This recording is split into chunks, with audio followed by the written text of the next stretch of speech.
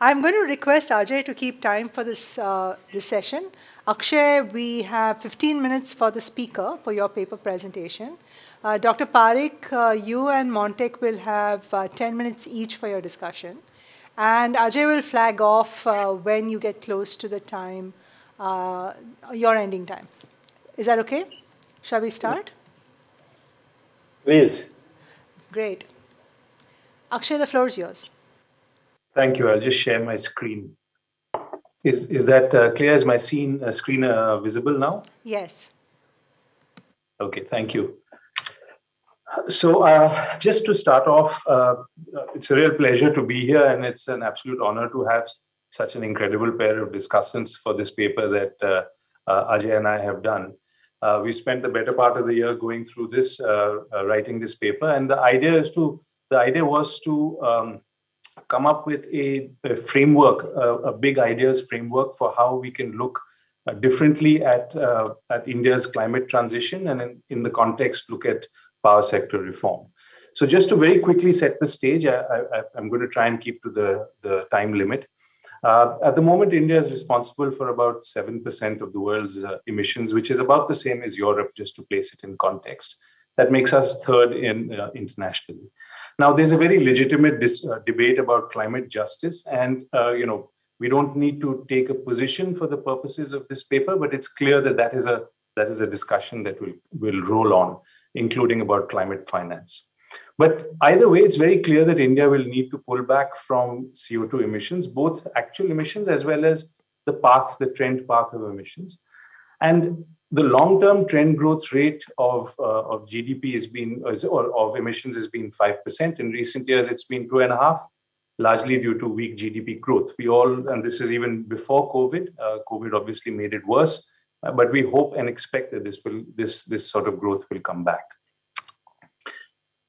So what are the problems with the Indian decarbonization? I think one is that, of course, we are looking at an increase in electricity generation, not just through growth, but also because of the fact that various other energy applications, cooking and mobility in particular, will switch from fossil fuels to electricity. So generation will go up as a consequence of that. Within the electricity sector, we think that there is still potentially a role for nuclear, and we may reshape into a nuclear plus renewables kind of world. We are already quite far advanced in terms of renewables capacity, which is currently at almost 40%.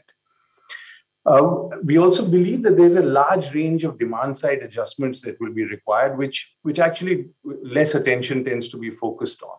So, for instance, we should be in a situation where we respond more to the price of electricity during the course of the day, and we should be more prone to switch on the AC, for instance, in summer when the sun is shining. The other sort of insight that we feel that is important to keep in mind is that the most important subcomponent of the carbon transition is the electricity sector. And the reason for that is not just that it is about 25 to 30% of emissions, but also the fact that it is the most organized sector and the most susceptible, therefore, for more formal intervention. And in this process, what will actually be required is millions of decisions by various participants, various stakeholders in the electricity system, buyers and sellers of electricity all over India in the process of India's decarbonization. And the problem here is that the sector is quite strongly hamstrung. As we know, and I won't spend too much time with the current problems because many of us will be aware of these, most DISCOMs are chronically impoverished. At last count, DISCOM debts are at about 1.15 trillion rupees. We all understand that DISCOMs are run a cross-subsidy system where the commercial and industrial customers, the paying customers, are overcharged, and DISCOMs are loath to lose these customers to cheaper sources, including to renewables. In most parts of India, the power produced is expensive. You can't depend on it, and it is still 60% fossil fuel based. That's in terms of capacity. Actual emissions will be higher because renewables generation is still at around 10 to 11%. There are problems with private sector participation, which largely are to do with the the off-takers, not just the creditworthiness of the monopoly buyers in most cases, but also the fact that they tend to be poor contracting counterparties, both in terms of the contents of the contracts that we are forced to execute with them, as well as the manner in which the provisions of those contracts are honored. Very recently, only last month, we saw the Punjab government pass a law where it effectively cancelled the tariff provisions of all PPAs within the state, sent them to the state regulator for redetermination on absolutely no legal basis, both constitutionally as well as in terms of the Electricity Act and in terms of the terms of just contract law itself. Those actions are wholly illegal in our view. And the reason the state feels able to do that is largely driven with redistribution and sort of election-related issues. This has led to the fact that there is inadequate investment in the sector. Now, we've seen a lot of growth in the renewable sector and in other carbon transition-related investments. But if you were to just look at a number, last year, in the year 2020, there was about $303 billion worth of investment made worldwide in renewables. Of that, Europe got about 80 plus, China got about 80 plus, India got 6 billion. So there is clearly a big gap there in terms of what India could get for investment in the whole area of renewables and more broadly in carbon transition. Most electricity prices in India are regulated. Even those that are determined through competitive bidding have to go through an approval process with the regulator. And these are not clearly made through the price system, and which leads to a lack of incentives both on the supply and demand side for optimization. This is sort of made worse with the fact that the officials who control the system have no incentive to change it. They have no incentive to change it, and they actually have no incentive to run it to its best possible extent, even today. And we believe that what this means is that a centrally planned decarbonization will impose far higher costs upon society than what a market-based self-organizing system would do. These problems are going to get worse. As mentioned, CO2 emissions are going to increase. There are global concerns about Indian emissions. As I said, India is number 3 on the list, and our emissions are going to increase. The world is going to be quite focused on what India does and commitments that we've made so far to 2070 and other commitments that were made in Glasgow. We will be asked for far sharper edges to those commitments, both in terms of time as well as in terms of actual numbers.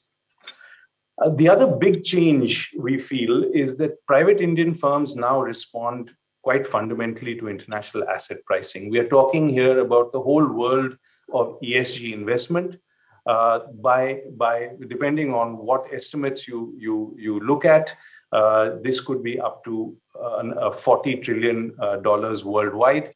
That's a Bloomberg number that is currently available for broadly defined ESG investment. Now, Indian companies, while seeking investment, will be asked questions about their carbon footprints, and this is happening more and more as we speak. And we find that there are large companies in India whose external shareholders, are putting pressure on them. Export competitiveness could be hit. By January 2026, we might see a carbon border adjustment mechanism in Europe, which will mean a 25% tariff on a class of Indian goods that are imported. This has not yet happened, but some form of this is likely to happen, whether in 2026 or soon afterwards. A couple of Democratic senators have also talked about something similar in the US, and even China has mentioned that it may want to have something like this in the future.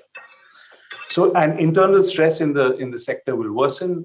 As we said, the legacy system makes expensive and unreliable and fossil fuel emissions heavy power. Renewables today are cheaper. Renewables are cheaper than very often than fossil fuel based source of electricity. And the best customers, both because of price as well as because of pressures from ESG investment, are trying to exit the system.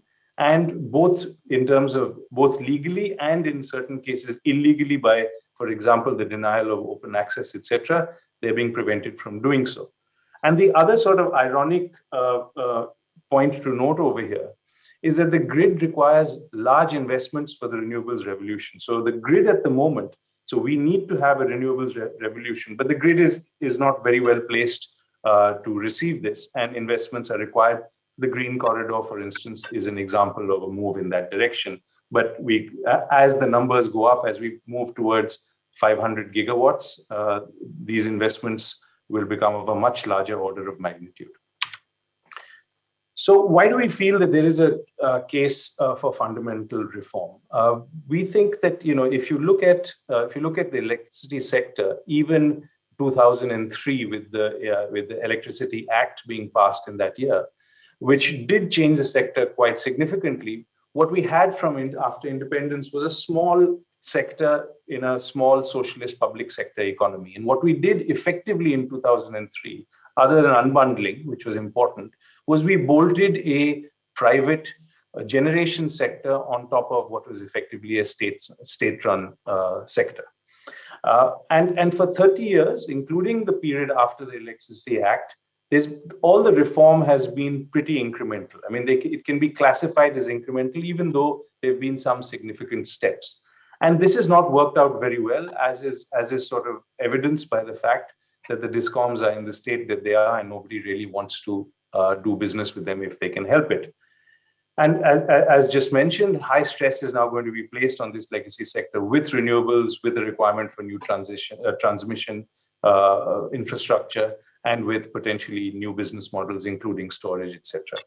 And we feel we now need some significantly different strategic thinking. By this, we mean thinking which is both much deeper and broader, as well as which looks at a much more sort of longer period of time. So what we are talking about, we're talking about in terms of, a reform period of 5 to 10 years, and following that, maybe a 10 to 15 year period of implementation.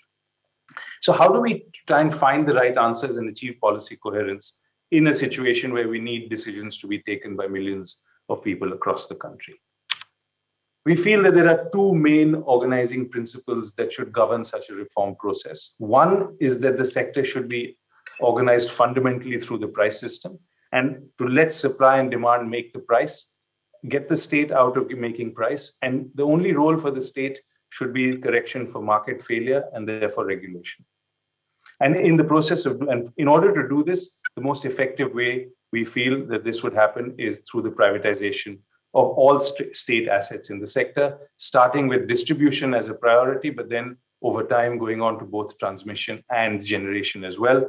Doesn't help in the long term to have very large single public sector players who will tend to distort the market, the likes of even excellent companies such as Power Grid and NTPC. So once this is done, we feel that we should establish a list of carbon tax rates for 20 years, leave it to the private sector to figure out the adjustments on supply and demand in response to the carbon tax rates, and every 5 years, review the CO2 trajectory, review India's commitments under international agreements, and change the carbon tax rates for the next 20 years, providing sort of industry visibility and a trajectory on the basis of which to organize its behavior. So this sounds very nice, but it's not clearly not easy. And why is it that we feel that this is possible now, when for 30 years they've been excellent policymakers who have been making attempts to reform the system within the centrally planned paradigm? We feel, however, that there are conditions today that are different, that will allow this sort of reform to happen more so than ever before in the past.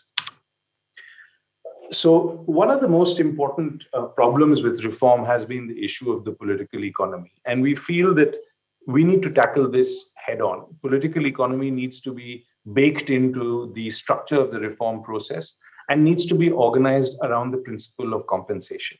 In other words, anyone who loses through the reform process needs to be potentially initially identified, and a path for compensation needs to be defined. We feel that there are all kinds of bargains to be struck over here. And an example that we sort of give very often is that of the Bombay slums. Various attempts were made to solve the Bombay slum problem, to rehouse people at the edges of the city, etc. What finally worked, acknowledging that the slum dwellers were there illegally and that they were squatters. Nevertheless, they were provided with accommodation in the same place where they'd always lived their lives, for effectively for free, and that's how their consent was obtained. We feel that there are similar kinds of bargains that could be struck in the electricity sector, for example, with those who steal power. So, for a solution, for instance, could be to provide a connection and couple that with 200 to 300 units of free power per year. Akshay, you need Thanks, to go Ajay. faster. Yeah. We feel that we also need to sort of reform the whole area of regulation. We now have much more clarity on market failures and on the working of regulators, and we can design regulators who will be able to fulfill these kinds of requirements. Very important to this is to not to look at a national solution, but to play this one state at a time. States who export more, states who receive more foreign investment are more likely to be hit by the whole issue of the transition and will take the lead. There's also pressure from international relations. As mentioned, there is a lot of focus on India as far as the whole climate transition globally is concerned. It is now possible also to find the money. A very interesting deal has been struck with respect to South Africa, for instance, where $8.5 billion have been found for South Africa to have an energy transition from an 80% carbon economy to more renewables. This is being paid for by the EU, the US, France, and Germany. And as mentioned, there is too much pressure on the legacy electricity system, which it will not be able to bear. So to conclude, if we care about the decarbonization of India, we have to solve and reform the power sector. The critical element here is to move to a price-based system away from central planning. This is clearly going to be very hard. This is not an easy solution, but reflecting the title of the paper, everything else is harder. This is the lowest hanging fruit on the coconut tree. And as Ajay keeps saying, men and nations, quoting Churchill, men and nations will do the right thing after trying every reasonable alternative. We feel that most reasonable, or if not every reasonable alternative, has been tried. This program is just as I said in the beginning, this is a framework. There's going to be a huge amount of research done to find the pathways to executing this kind of reform program. And the next task that Ajay and I have given ourselves is to come up with a research agenda for ourselves and for anybody else who wants to be involved in translating these into actual pathways to achieve this much broader vision. Thank you. Yes. Professor Parikh, floor is yours. Yeah, okay. Well, I think clearly the idea is very good that power sector is the most important sector in any decarbonization strategy, because today we are even having some 50% of our emissions come from power sector. That and it is 50% of our almost the energy requirement. And if you really go to a net zero world in which we have replaced a lot of transportation by electric mobility, and that as much of power has been replaced by electricity, then electricity would be something like 70 to 80% of our total energy sector. And it has to be net zero in some sense, or clean, because otherwise supplying electricity to vehicles with our current electricity sector would actually increase CO2 emissions.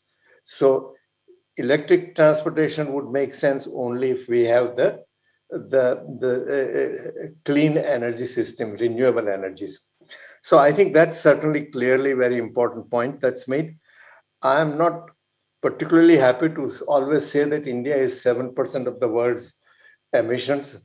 We should at the same time always say on a per capita term, we are one of the lowest, because otherwise it creates a very wrong narrative and everybody thinks that we are the big villain in the story, but we are not. And I think that needs to be emphasized in any presentation you make, not just in India, but also abroad particularly. And in India also, because many Indians get carried away by this narrative and think that they are the big culprits. And one has to recognize that any kind of a decarbonization strategy is going to cost us a lot of money. And the question that you raised is, would privatization make it easier to attract this money? And if that money comes, would it be able to, would the money come? I have a feeling that the kind of climate finance we need is not particularly coming from private sector. It has to come at a long-term, low-interest loans, because otherwise, you have to service these loans, and the current state of discoms would not make it possible to service these loans. So after a while, you will find that private sector finance would not come. I think it's a huge challenge that we have.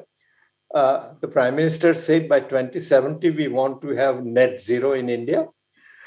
That he has also said that by 2030, we'll have 500 megawatt of renewable energy, And I think that is a huge task. We have seen that today, even the RPO renewable portfolio obligations are not met by quite a few of the discoms. And the reason one can understand their logic. They have passed power purchase agreements where they have to service the capacity charges, whether they buy the electricity or not. And that plus the marginal cost of buying renewable electricity would be higher than buying electricity from even an inefficient coal plant. And that is the case in number of states we have looked at. So I think there is an issue there. What do we do about this? And the kind of strategy that many of the state governments are following, like Andhra has talked about it, and now Punjab's act is coming out, that will renegotiate the contract, is the worst thing. It's worse than useless, because you will certainly make India's policy uncertainty perceived to be much larger than it is. And as a result, private finance would absolutely very unlikely to come.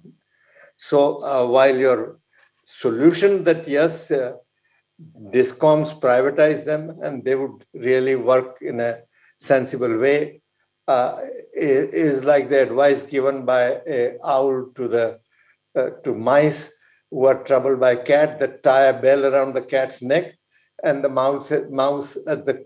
owl says, my job is to give advice, implementation is your problem. And I think here the real problem is, how are we going to implement this? We have seen the huge resistance that even the very sensible change in agricultural sector was resisted strongly by Punjab farmers. And rightly or wrongly, at the end of the day, they had their way out of it. And I think the same kind of opposition from stakeholders we will see if we try to privatize discoms. One can ask, is it really necessary to privatize discoms to get discoms to operate sensibly? We have examples of some state discoms still owned by the state, but still functioning well. Gujarat would be one example. And I think this became possible only because the then Chief Minister, Narendra Modi, gave full power to the state discom managers to operate fully in a commercial terms, that he even provided a special police force to take care of theft and electricity theft and so on. So I think, yes, we need privatize the discoms or have a very strong, committed chief minister who is willing to let the discoms function. I'm not sure which one is harder and which one is less likely to happen. But I do feel that we have a problem here, that it would be certainly nice to have privatized discoms, because then they would become much more efficient. The market system would give us a power to all over to all consumers at a lower rate, and in fact that would increase the country's export competitiveness and so on. So it is a very good solution suggestion. How to get there is a huge problem. I remember some time ago, I was talking to the manager of the Delhi Tata Power company, which has brought down the T&D, AT&C losses from almost 55% to less than 10%, or I think 7-8% now. I said, why don't you go and advise different state discoms on what you can do, how can they can achieve such a thing. Then he said, look, I tried to tell to some people, and the reaction was, "Kyun hamare पेट पे लात लगाना आए हो?" So there is, the discoms themselves were not perhaps very clear in some sense, or at least some states, to make the reforms that is necessary. So I do think that while privatization will be a magic bullet, how to get there is the huge challenge. And I do hope that in your future research activities, you would come out with credible, manageable, and implementable solutions. Thank you. Thanks, Professor Parikh. Mr. Ahluwalia, could we please turn to you? Okay. Well, thanks very much, Ajay, for inviting me to participate. Nice to do so immediately after Kirit, who is an old colleague from the bad old days of central planning. And I mean, he was member energy in the Planning Commission, so I got most of my guidance on these issues from Kirit, and it's good to hear him again. And needless to say, let me just make a few points, because I know you want to get on with the discussion. One, I do want to congratulate the authors for what I think is really an excellent paper. I mean, it's an excellent paper because it essentially it points out that what is wrong is not some little thing that's gone wrong and that we must fix. I think we've got a system that's just dysfunctional and has been dysfunctional for years, and you need to take a much more comprehensive approach. Now, I completely agree that, you know, a much greater reliance on the price system rather than central planning in the, not national central planning, but electricity central planning, with kind of command control type decisions, is the way to go. Now, it follows, I mean, you can say that and still have a different view on whether you should go private sector or you should go for an efficient, publicly run utility. But of course, and as I think Kirit pointed out, if the political leadership is very clear that it wants the utility to function without too much of a demand on the state, and that is actually even consistent with allowing some pre-controlled subsidy elements, which, you know, some lifeline availability of electricity up to a certain amount. I think Kirit used to advocate this very strongly, and I agree with him when we were both in government. That's perfectly possible, even within the price system. But then the question is, how many people are willing to say, let's privatize? Now, the great advantage of privatization is after that, once the political leadership has decided to privatize, no further determination on the part of the political leadership is needed, other than simply ensuring that those who steal electricity you can take action against them. And even there, with some smart metering, you may not need too much police activity. But the real problem is in practice, as I think Kirit pointed out quite rightly, you know, practical likelihood of getting political support for privatization has to be weighed. And I mean, it's very regrettable that the political situation in all parts of the country, and also all political parties is such that I'm afraid if you would put forward the proposition in any prospective political manifesto, and I'm sure that the people who work on these things must be busy on writing them for the forthcoming state elections and later the general election. And you were to say that, look, this is really what's going to solve the problem. We're going to announce that we're going to privatize the distribution system. I don't think it'll go past any political party's executive. It'll be thrown out in the first 3 minutes. So I think this is the first thing we have to recognize. Uh, is it a matter of stages? Is it a matter of doing things more gradually? How do we handle it? I mean, for example, uh, Kirit made the point that you could link it to export competitive, or maybe the paper makes the point. I mean, for example, if you're a state which has certain areas which are industrial consumers, particularly those that have clusters which are export oriented, maybe you could make a case for saying, look, let's privatize this part of the distribution and you stick on with the rest with all its inefficiencies. You might be have a better chance of succeeding. So, I mean, one has to consider that. But I think the more fundamental point really I want to make is that a lot of talk is going on about electricity reform in the context of decarbonization.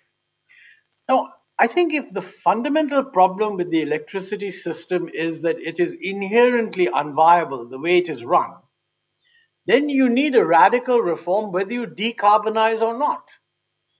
Because the argument about decarbonization usually revolves around it's going to be a lot more expensive. We'll need a lot of international money. You won't get international money unless you have the right kind of reforms. So therefore, you've got to accept the reforms. I mean, there's some truth in that. But what I'm saying is that suppose decarbonization was not a problem. I think we're running a system that is cumulatively imposing a hidden burden on the system, which doesn't surface very much, but it surfaces in different ways. And whether you decarbonize or you don't decarbonize, I think the message of this paper is very relevant. Now, it's probably true that because of the decarbonization objective, it's a especially attractive time to try and push this idea. So we should certainly use that opportunity to push a reform which is otherwise also inherently desirable. This is one point I just like to make. I think the question about international finance, this is another, this is not so much connected with electricity reform, it's more connected with the decarbonization. Increasingly, our traditional approach has been that you're forcing us to decarbonize. We were not the guys who created the problem. You're the ones who created the problem by emitting all these GHGs and CO2 over the last 50, 100 years. And you have really no business telling us now to start reducing emissions. But the truth of the matter is that this was at a time when we were negotiating that there should be no restriction on our emissions. The problem should be solved by developed countries bearing the burden of containing their emissions. Now, that period is now past. I mean, we've ourselves said we are going to go to net zero, not by 2050, but by 2070. And if we're going to go to net zero, we're going to have to do a hell of a lot more of renewable energy. And then people add up the cost of that. Now, what we need to know is this going to mean more cost than the same amount of electricity being generated through conventional means? Now, clearly, to the extent to which electrification itself is a very major part of the whole decarbonization, one can definitely say that the investment in electricity generation will be much higher than in a non-decarbonized world. But that doesn't mean that the total investment in the economy, total energy investment would be higher. It just means that we'd be doing more renewable electricity and much less of conventional electricity. So the view that a lot of people put forward internationally is that the case we often make that we need more financial assistance may be valid for small countries and poor countries, etc. But if India has enough credibility as an economy on the move and likely to get back to a higher growth rate, that if we have the right policies, then as long as the renewable energy stuff is economically competitive, which we all say it is, or if it's not quite right now, it will be in the next 5, 6 years, then why do you need any special assistance? I mean, the markets will provide whatever you need. And what Kirit said, long-term loans, low interest. Low interest means you can always sneak in a concessional element to it, but long-term loans for a well-functioning government, uh, maybe the spread over long-term loans for advanced countries would be there, but wouldn't be that great. So the question is, will the market actually provide resources? And I think what scares the markets is the visible non-functionality of the distribution system. I mean, of the electricity system, which is the result of political interference in both distribution and price fixation. I mean, if you can have a system in which somebody can get up and cancel power purchase contracts entered into quite consciously a few years ago, and do so on the grounds that the price was high then, although it was competitive for that period. Now it's gone lower, so I'm going to cancel your contract. I mean, that just doesn't make any sense. And it would put too much investment at risk. So, in a sense, I think we kind of we're caught in this perception that if we can get the government out of it, then the system will behave totally different. If we can't get the government out of it, what do we do? Now, my last point here is that I approve of the approach that we need to do this state by state. So I think we need to explore the possibility that could we have moved towards system reform, not nationally necessarily, but state by state. So, what is the kind of environment in which that system reform is more likely to be pushed politically in certain states rather than in other states? Now, in a way, the more advanced states are the ones that presumably have the most to gain, and they should be most willing to accept. But there's no evidence of that. Now, maybe one can do something which is partial even there. I mean, for example, simply say that in each state, look, why don't you privatize the distribution system in selected parts of the whole circle? So, I mean, in Punjab, you privatize Ludhiana, or in Karnataka, you privatize Bangalore and a few other places. I think in Gujarat, which otherwise is a very good, as Kirit said, has a very good record, Ahmedabad is private, and I'm not sure whether Surat is private. Maybe it is. But you'd think that there'd be more that could be privatized. Certainly in many, many other states in the country, there would be islands where you could actually privatize distribution. But I think the last point I want to make is that critical to introducing an element of political realism in the management of the electricity sector is the imposition of discipline on the center, that it is not the job of the center to bail out a distributional failure. I mean, as long as states are of the view that if you have a failure in electricity distribution, then the center will come out with the nth rescue program. There's no reason on earth why anybody should change their mind. And this is really how to convey that signal is actually quite critical. I mean, to my mind, it's totally unfair in a world in which, let's say, half the states have got a reasonably well-functioning electricity system, and the others don't. And the center then comes up saying, we're going to spend X thousand crores to help the states whose distribution system has collapsed. It makes a lot of sense for the center to say, look, we have a total amount of centrally sponsored scheme money. Some of the more federal conservatives would say that we shouldn't have any centrally sponsored scheme money. We should just give it to the states through the Finance Commission. The disadvantage of the Finance Commission is that it's not tied to what is called development or capital or something. So if you still insist on having some centrally sponsored schemes, and my guess is politically the center will, then you should just have a total budget for the central assistance to states for a developmental purpose and a formula which tells them how much of this assistance they get. You can separately start all sorts of recovery schemes that you want, but states should have a budget of developmental central assistance which they can use either for one scheme or another. Inventing a new scheme and making that an additional flow of resources should be strictly avoided. I don't believe there is any political willingness to introduce this fiscal discipline. But what this would mean is that a state that makes a complete mess of its electricity sector could legitimately say to the center that, look, I'm preempting most of what you've identified as my share in the centrally sponsored schemes for an electricity rehabilitation plan. And I'm foregoing the other things.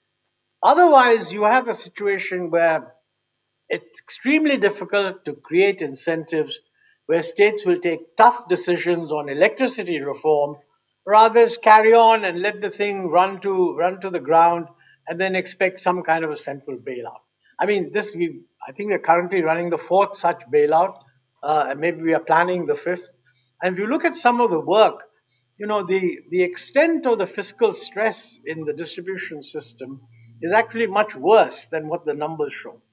I read something by Rahul Tongia in the Center for Social and Economic Policy, where he says that, the balance sheet greatly underestimates the real profit and loss position because a lot of the things that are shown as receivables are never going to be received. And state governments are the biggest defaulters and not paying the bills. So you have a very complex system to deal with. But anyway, let me just say, purely analytically, I agree with the paper. As a practical matter, you have to accept Kirit is right in saying that the willingness to go whole hog in privatization probably politically isn't there. So, what is the alternative? Well, I've just suggested two things. One is that within states, does it make sense to push for distribution in particular parts of the states to be privatized so that better performance there becomes an example for the rest of the states? And the other is get the central government out of any fiscal rescue of the electricity distribution system on the part of the states. And this is going to become actually even more important in future because the idea that generation is going to be invested in by the public sector has to be given up. Generation investment is increasingly going to be in the private sector, which really means it's only those distribution companies that create credibility as paymasters that will actually get electricity that is produced. So those are my comments. Thanks a lot for asking me to speak. Thanks. We're in some time trouble. Akshay, do you want to quickly do like a 1 minute, 2 minute response? What's on your mind? What runs in your mind as you have heard Professor Parikh and Mr. Ahluwalia analyzing the paper? Look, there's no doubt that which is why we put these problems up on a coconut tree. It's a very tough nut to crack, no pun intended. But on privatization, I think, the the mood is slightly different now from what it was in the past. There is a national asset monetization pipeline. The central government is looking to privatize the UT discoms. There's a mandate for that to happen. If some of those are done successfully, and there are ways to potentially do them successfully, and I completely agree, we're not talking about getting rid of subsidies or that sort of thing. That's entirely up for the state to decide to pay those through direct benefit transfers or otherwise. As far as I agree with the idea of potentially looking at this city by city or in a sub sort of state kind of unit. And this could be coupled with potentially something like a universal service obligation, coupled with VGF to extend the system into non-profitable areas. So there are, but I think that the Air India has also now been sold. There is a mood on privatization that has changed from where it was even 5 years ago. That's number one. Number two, I think Dr. Parikh was talking about the cost of capital. And as someone who looks at this from the investor side, I've been advising investors for the last 25 years. The cost of capital will come down if we have less risk. We don't necessarily have to look only at cheaper capital through specific types of finance, but if we reduce risk in the system by having better counterparties, better contracts, better predictability in policy, I think the cost of capital will come down. Banks will lend on a slightly different basis. And finally, I think as far as states are concerned, I think this is perhaps not the place to talk about this aspect of it, but there is a complex bargain potentially to be struck between the states, the center, and potentially international donors, just like in South Africa. If we can build a program for a particular state, take it to some donors and show them that there is a path for reform that will lead to carbon transition, there will then be money coming to a state through the central government, obviously, in order for that reform to take place. As I said, it's too quick, too short a time to explain how that might work. But there are some of these bargains which are now possible, which is why we brought in the element of the carbon transition to the electricity reform, which otherwise I completely agree with Mr. Ahluwalia that it's completely possible to talk about this without the carbon transition. So those are some very quick points that I'll make, Ajay. We are in a bit of time trouble. We're a full 5 minutes late. No, we're 7 minutes late. So I'm going to call this session to a close and hand over to Susan for the government contracting session. Thank you very much. Can I come for a minute? Yes, Professor Parikh. Yeah, I think Montek raised the question about Surat. Surat had two discoms. One was run by Torrent, a private sector company. Another was state run. And the AT&C losses in Torrent was less than 7%. And the public sector had more than 25%. And this Chief Minister asked, why is it so? He said, sir, please stop all political interference, and within 2 years, I will see I can match Torrent's performance. And Mr. Modi said, okay, I give you this number. If anybody calls you, you say, please talk to Mr. Modi directly on this line. And this was all right. And within 2 years, it did come to the same level as that of Torrent's. So I think there is a lot to be said about giving the kind of power to public sector managers, but that doesn't mean that privatization is not a preferred alternative in many cases. So I rest that. I think the other point is that many people say that we need to decarbonize because of the pollution and the huge amount of urban pollution, air pollution that coal creates. But if you look at it, there are options available to end of the pipe measures available, FGD, electrostatic precipitator, and selective catalytic reformers, etc., which would virtually eliminate the NOx and SOx emissions from coal power plant. So it is really not completely necessary to substitute coal for our local air pollution claims. But that's a different story. Okay, thank you, Professor Parikh. Thank you, Mr. Ahluwalia. Thank you, Akshay. This was a great session. We are running on a tight schedule with Susan managing the time. So I will now hand this back to her. Thank you. Thanks, Dr. Parikh, Mr. Ahluwalia. Hope to see you in person real soon now, and for the next session of this paper and to get your comments.